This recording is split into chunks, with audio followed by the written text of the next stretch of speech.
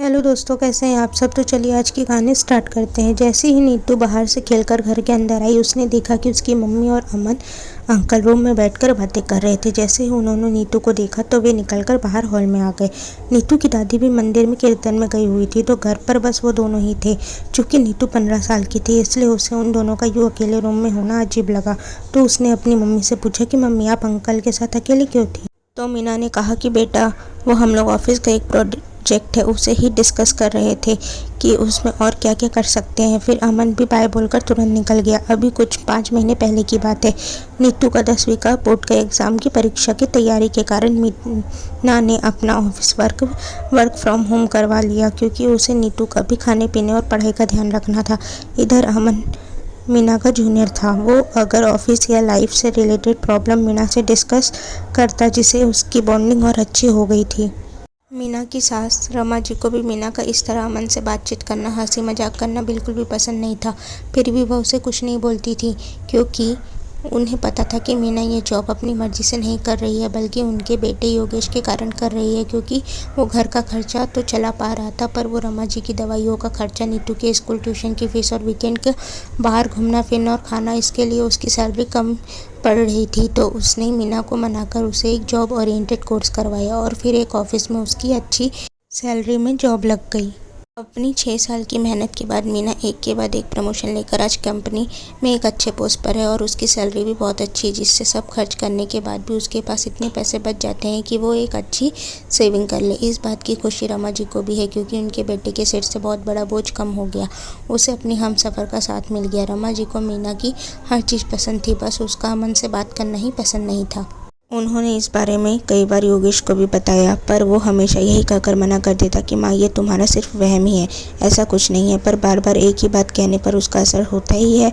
सो योगेश पर भी उसकी माँ की बातों का असर होने लगा था। वो भी कभी मीना को अमन के नाम से छेड़ ही देता था, जिससे मीना कभी कभी चिढ़ भी जाती थी। एक दिन की बात है, मीना को एक ज़रूरी काम से ऑफिस बुलाया गया।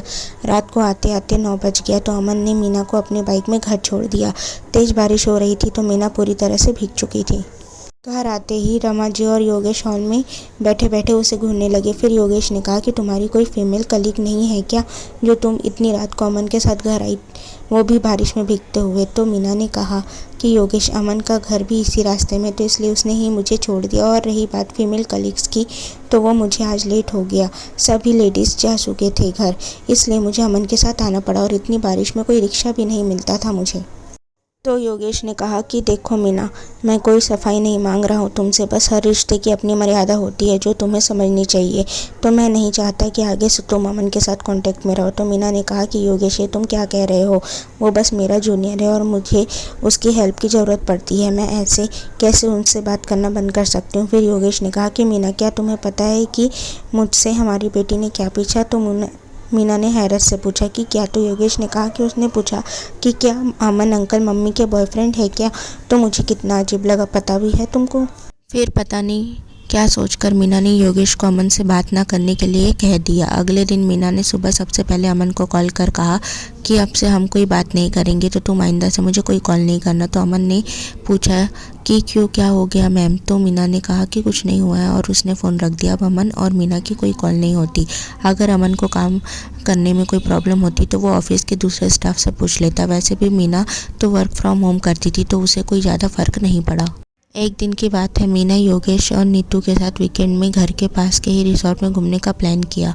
तो उसने सासू माँ से भी कहा चलने के लिए। तो रमा जी ने अपने घुटनों का दर्द कहकर मना कर दिया और कहा कि मैं तो नहीं चल सकती, तुम लोग ही जाकर एंजॉय करो। तो मीना ने ज़्यादा कुछ नहीं कहा और वह सामान पैक करने लगी।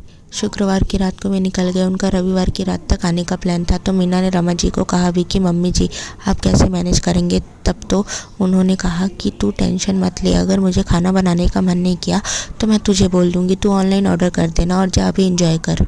रमा जी को बाय बोलकर तीनों रिसोर्ट के लिए निकल गए, पर वहां पहुंचकर पता चला कि रिसोर्ट में सारी रूम बुक है और मीना ने पहले से बुकिंग की ही नहीं थी। उसे लगा था कि जाने पर हमें आसानी से रूम मिल जाएगा। तो उन्होंने घर से 200 किलोमीटर दूर एक दूसरे रिसोर्ट में जाने का प्लान किया और वह वहाँ के लिए निकल गए।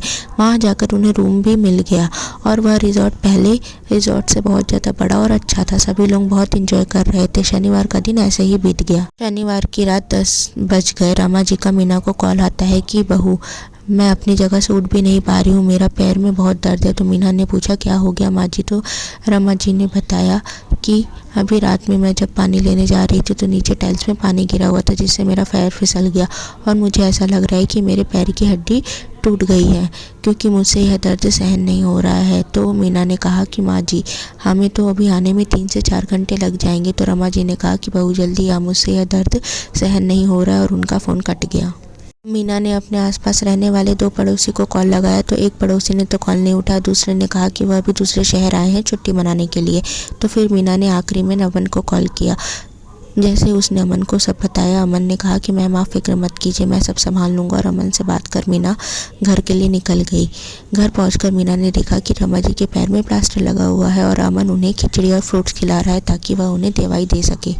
अमन ने जैसे ही मीना और योगेश को देखा, वह उन्हें डॉक्टर की पर्ची थमाकर घर जाने के लिए निकलने लगा। तो रमा जी ने अमन को रुकने को कहा और कहा कि बेटा तुम कहीं नहीं जाओगे, मेरी ही गलती है जो मैं तुम्हारे और मीना के रिश्ते को पहले गलत समझा, और अपने बेटे को भी तुम दोनों के रिश्ते के बारे में भड़काया, जबकि तुम्हारे दोनों का रिश्ता तो दोस्ती का पवित्र रिश्ता है जो मैं समझ ही नहीं सकी। मुझे माफ़ कर दो। तो अमन ने कहा आंटी, आप माफ़ी मांगते हुए नहीं, आशीर्वाद देते हुए अच्छी लगती है। और मैं आप लोगों को यह बताना चाहता हूँ कि मेरी शादी तय हो गई है, वह भी मेरी बचपन की दोस्त से जिसे मैं बहुत प्यार करता हूँ। योगेश ने भी अमन से माफ़ी मांगी और मीना और अमन फिर से वैसे ही काम करने लगे जैसे वह पहले करते थे। सो दोस्तों, अगर आपको यह कहानी पसंद आए तो प्लीज़ इस कहानी को लाइक करें, शेयर करें और चैनल को सब्सक्राइब करें। Thank you.